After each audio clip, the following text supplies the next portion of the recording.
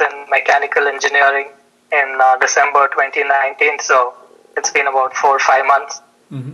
And from then I've been trying to look for jobs, and I'm basically for my specialization looking at you could say the semiconductor industry, medical device industry, and also I have some experience in 3D printing, so looking at those three fields. And I was also open to other fields, not only these three fields, but the responses I got were the positive responses were basically from these three fields. So that's what been my story so far. I've been getting interviews, but there's not been anything fruitful. And with the present situation now, so I'm not sure what the future will be like. And so I was exploring other possibilities, like probably pursuing a PhD or looking at opportunities in India also. So I was looking for some advice in what would be the right direction. So, Rutvik, I think when you say you don't know what the future situation would be, I think you know what the future situation is, right? So Yeah. I mean, I don't want to repeat things which I think you have seen some of my videos probably, or you know already. But your situation is a typical story of a master's student in US right now, right? And there are a lot of them. Okay. Okay, you are not I would say uncommon example. There are right now thousands of them, master students who have lost their job or who are not able to find a job. So the question comes, Okay. what are they doing, right? So Yeah. what you can do or what they are doing. So my answer to you would be is that is something not very unusual for a master student right now, to be honest, right? And looking at your background, your CV and everything, it as I said, as a master student is a good CV, but I won't say that is among all the master student in US, considering where which university they are doing their masters and all that, it doesn't stand out as one of the best CVs ever I have seen. Okay. Okay, it doesn't mean that it's a bad CV. Okay, and the reason I say so very simple. If you look at your CV, like any master student, you have done bachelor's, you came here, you did your master's, and then you are looking for a job, right? And then you have learned some tools during your master's and so forth. So, so you are right in saying that it is now difficult to find a job. To be honest with you, if you are hello. Hello. Yeah. Yeah, so what I was saying, to be honest with you, if you are not able to find the job in December 2019 or in October 2019 or November 2019, then right now the possibilities are almost zero. And the reason I say so is because that was the time when the market was one of the best market in US ever. Okay. So just I want to give you an example that how bad the situation is now. So if you felt that it was because you graduated in December, I'm pretty sure you started looking jobs in September, August, right? You don't start from Yeah, that's right. right. So what I'm thinking is if you're not able to find a job at that time, then just imagine how bad the situation is now. Oh, yeah. So you need to keep the reality in mind. So the question is, so let me go through your questions first. I'm confused during pursuing a PhD, return to India if I don't find a job, and what advice do you give? It really depends on what you want to do, to be honest. Okay. There are many students who say that I I don't want to go back to home country. I want to stay in US no matter what. If that is what your thinking is, then I would say then you need to take necessary steps. Okay. But then the solution is what are the things that you can do right now. So like unlike in any recession or any type of scenarios, the common thing people do is they go back to school, right? So I would say, why don't you go back to school, do your PhD? But my suggestion always would have been is, are you sure? Do you want to do PhD? Because you should, because masters, doing a masters is something which doesn't take too much time, to be honest with you, and it's not as regressive. It doesn't demand too much. Even if you have done your thesis, I would say that definitely requires some work, but PhD is a totally different kind of a game.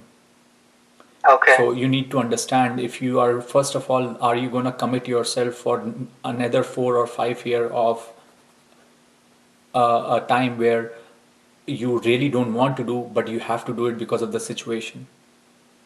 So unless and until you have a desire to do it, unless until you have a passion towards research, or unless and until you are driven student who want to get involved into research, unless and until you think you will enjoy that a lot, because you get some flavor of it, how it's going to look like, because you have been in university for 2 years now. So you can imagine Yeah. what it's going to look like for next 4 or 5 years of staying in the lab, working. Probably that's what you will be doing for 4 or 5 years. If you are ready to take that commitment, then only you should do it. Okay. Otherwise, it would be a nightmare, and many students, go through that nightmare process, and then it's not a good thing for anybody, for your advisor, for your Okay. student. So don't do it because you have nothing else to do. That you don't do PhD when you have nothing else to do. It doesn't. I don't think it works that way. It's. But there are many students also who say, I always want to do a PhD, but I found a job and I did not do it. For them, I say, if you are having a trouble in your job, and if you lost your job, if you cannot find a job, now it's the time to follow your passion, which you had back of your mind. Okay. So that's also true. That there is nothing wrong in that. And there are also scenarios where students say, I have no idea what PhD is. I never thought I will do it, but by accident or by chance I started it and I enjoyed it. So that's also true. Okay.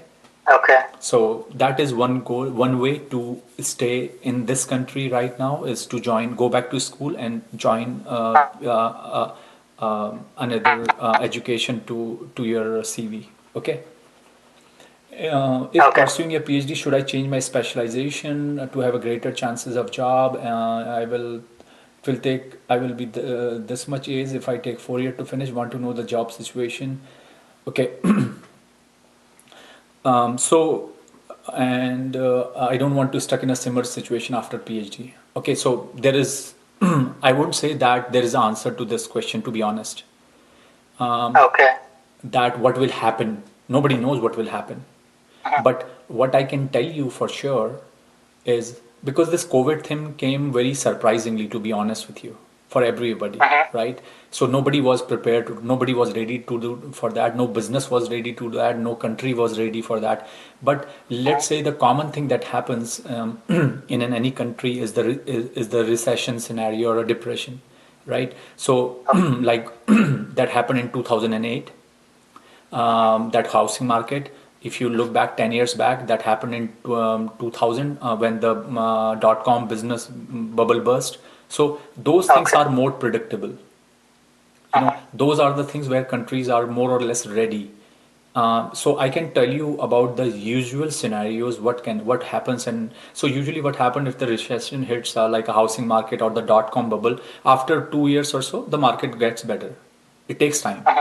So, I graduated somewhere in 2009, 2010, and the housing market was crashed, I think, 2008 November, when the Obama presidency was almost over. No, no, when Bush presidency, Starting. Bush. Okay. But what I'm saying is, it took almost like 2 years to get the market better. So even I would say 29, I was looking for a job at that time. I was not able to find it. There were very few. So my answer to that, it takes usually about a year, 2 year, or 2.5 year for that type of recession to come out. I don't know this COVID thing, how bad is going to be, or how what's going situation is going to take. But let's say if you join a PhD, Anybody with a sane sense of mind will say it's going to take another 2 3 years to get it better. So my answer to you would be is, once you finish your PhD, hopefully everything will be fine. The situation Okay. is not that bad. Coming back to your question on what program I should go in to take my chances better, I think that is the better question in my opinion, because this is something that is in your hand. Situation is not in your hand, Okay. right? So I would definitely say look for programs which are more general. Like for example, I would say don't go to, for example, aerospace engineering program, because that will be very specific to aerospace. But if I was you, I will choose a program like material science and engineering, because it's a very general program. So a material science and engineer or a material engineer can get a job in Tesla, you can get a job in SpaceX, you can get a job in Boeing, you can get a job um, in General Motors, you can find a job in oil and gas. You can. It's a very general job, general. But Okay. aerospace, so let's say if you're doing a PhD in aerospace or very specific to aerospace, if the aerospace market goes bad, you are out of business. That's what I'm saying. Okay. So be more general. Okay. So that is one way to see the scenario. So if you pick a topic or if you pick a department, be more general, so that you can apply your knowledge anywhere. Doesn't matter. But if you are Okay. working for a specific technology, let's say if your research is in the area of aerospace propulsion, let's say, but then that means it's very specific to that, right? So sometimes that Yeah. that may create you will require more justification if you're looking for a job at Intel, like why we should hire you, or for Okay. example Tesla, let's why we should hire you. But if your job is more even let's say if you are working in aerospace, but if you are working on composite materials, I would say that is quite general. So choose a area, choose a technology which is more general that you can apply. Okay. So Um, because research, the labs usually work on specific topics. So, yeah, for that's example, fine. I was But working. yeah, that's fine. But what I'm saying that you can apply your you can choose the department and the area which prepares you to for a next possible job, and it's not very specific for a particular technology. What I'm saying is, if you learn about composites, or if you learn about alloys, if you learn about manufacturing or 3D printing, what I'm saying is you can apply those knowledges nowadays in most of the areas, most of the technologies. And to be honest with you, some of the areas you can figure it out, like 3D printing, or for that matter, new material research which is going on these days, things like that. I think you all you do is learn the skill set basically, and then you can apply it to anything. Okay. Yeah, but what I'm saying is, if it is, and also let's say if you are doing uh, if you're doing some work which is very aerospace related or things like that, it may be hard to also to find a job for you being an international student. So you have to understand, like for example, finding a job for an international student in a Microsoft is much easier than finding a job in Boeing. You Yeah. will never get a job in Boeing, never. But you can find a job in Microsoft. So what that's what I'm trying to tell you. Ki, make sure that you know that your area does not stops you to get a job, right? So make a good balance in that. Okay. But Yeah. The other side, I was also thinking of combination of software and mechanical engineering, something like that. again, as I said, it should be driven by your passion of doing research. It should not be driven by, oh, I want to do this because then I can get a job. Okay. So you also keep that in mind. You trust me, you can't do a PhD because you can find a job. You do a PhD in a specific area. Number one thing is that because you are interested in that topic, that topic motivates you. It makes you to do work on it, that topic. That's number one. That Okay. number two comes after that. But if for number one you don't qualify for number one, trust me, you won't be Uh-huh. able to even finish in a proper way. Okay. Yeah. See, I don't know how much idea do you have about a PhD program or not, but PhD program is very, very different than a master's program. It's a very different thing. Oh, uh-huh. Master's program, first of all, master's program is more or less a fixed program for 2 years, right? Uh-huh. But PhD Yeah. program, I mean, there are people who do PhDs in 4 years. There are people who do PhDs Uh-huh. 5 years. I know people who have done PhD in 7 years. So it Uh-huh. varies on how much progress you have done and how much your Okay. professor is comfortable with. Yeah. So Uh-huh. just be.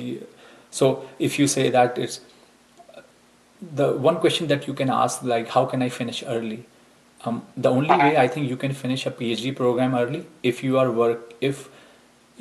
are doing your PhD in the same universities as your masters under the same professor, Uh-huh. then you can finish Okay. early.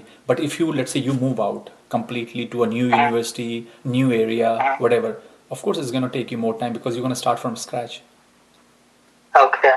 But if you, let's say, you do your PhD in the same university under same professor, then you know what you have done in your masters. Probably Uh-huh. that will be a good starting point and like a sprint Uh-huh. for you, right? And then your coursework will be done.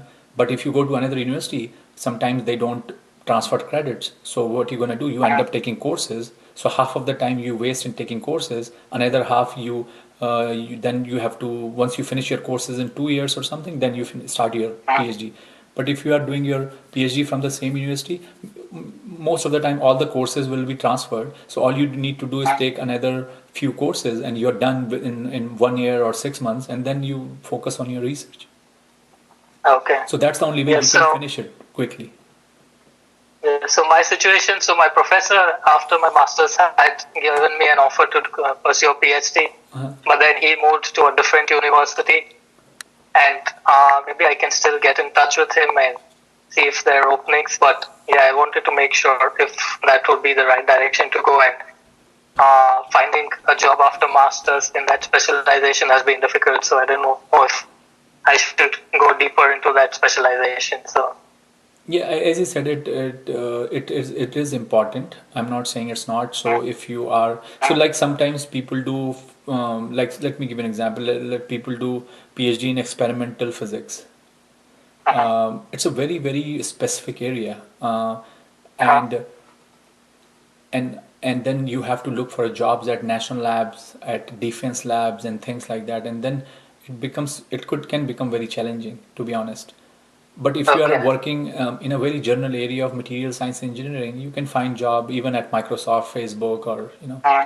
So the chances are much higher. That's why if you look at the students who are doing their masters in computer science, they're probably able to find a job something. But for a core person, it becomes a challenge. Oh, okay. Yeah. Yeah. As far as the funding situation, I don't have much idea, but usually PhDs are funded. Usually, you don't Uh-huh. do unfunded PhD, so you will have a scholarship or things like that. So I don't think you have to spend from your pocket if you're doing PhD. Uh-huh. Yeah, it's like 19. I don't know anyone who is doing PhD and has to pay from his pocket in US. Okay. Usually PhDs are funded. Masters Yeah. So. masters are not, but PhDs are funded. Okay. Yeah. Yeah, PhD is usually funded, but I didn't know if at this time also because I'm not sure if the government is going to cut funding. No, but that I don't think that is going to have an effect. To be honest with you, in fact, the things that I have heard is um, there are people who have done their right now the biggest problem that professors are having is they cannot find students because not many international students are coming. Uh-huh. So for Okay. them it's important to hire someone who is already in US and try to find Okay. PhD students. So I think, to be honest with you, I think I wrote it somewhere, an article on LinkedIn where I said for a master student right now it's the best chance to get into a PhD program because there are Yeah, a I lot think. of professors who are looking and they can't find people. So if you have lost your job or you cannot find a job and you are an OPT, go back to school, finish, join a PhD if you want because it's much easier, in my opinion. Yeah, I think I remember reading this. Yeah. And actually, I will send you a couple of professors who have asked me that if they are looking for some PhD students. So I can forward you that. Okay, yeah, that would be great. About people returning to India experience, as I said to you, there are many people who are returning back. And I don't know, are you are in OPT or something? Because if you are looking for a PhD program joining in August, you might be already late. That's also true. Yeah, yeah, I have So to yeah, go so for the unless next spring admit. yeah, so you may have to go back anyway. Mhm. So keep that in mind that I don't know how much time you have to stay in this country now, but that would be something very very tricky. But I will say that if you want to come back, make sure whatever time you have is to spend that time to make sure that you are taking care of what's going to happen after 6 months. So make sure you secure admission, you have admission and everything before you go back. Otherwise, once Okay. you go back, then it will be a challenge.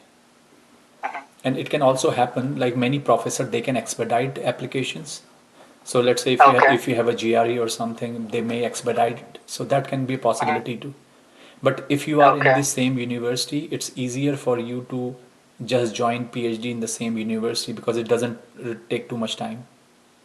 Okay. Because you can get just transfer. So if I was you, I probably will first speak to the professors in my department who are looking, Mhm. or in some Okay. other department, because it will be much easier for you to just join because you don't have to go back to other university or apply for new F what I-20 whatever it is. Mhm. Yeah, because this will be much easier.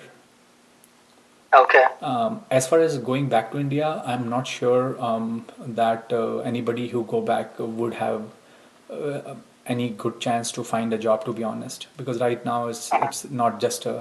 it's not a good situation anyway. And for students who have Yeah. taken loans and have been here for the loan, that could be challenge too. Mhm. So what about in the long term? Do you know any of your colleagues, Uh, your people from your batch who taken that step?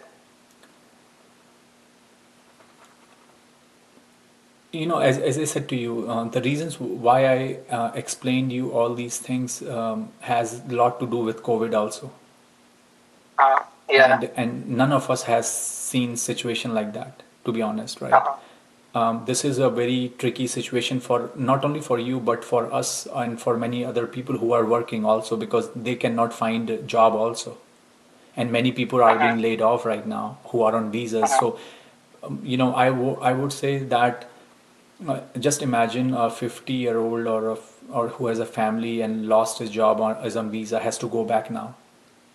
I Uh-huh. mean, for you, Yeah. you guys can move around very quickly. But for that person, Uh-huh. that is very difficult. So, what I'm saying is just not you. Many people are facing this unprecedented scenario. So, um, Uh-huh.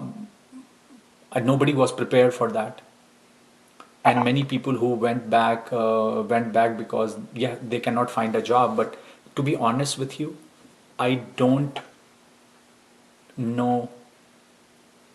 I don't know actually anyone who Uh-huh. was with me or my junior or senior who did his masters and has to go back and couldn't find a job. Uh-huh. More or less Okay. everybody was, they had to wait probably a year or 6 months, but they were able to find a job. Uh-huh. And same goes for PhD, my friends who have done PhD. But it looks to me, as I have followed even LinkedIn or things like that, uh, there is overwhelming number of students right now who can't Yeah. find it. This is like something very very different. Uh-huh. Yeah.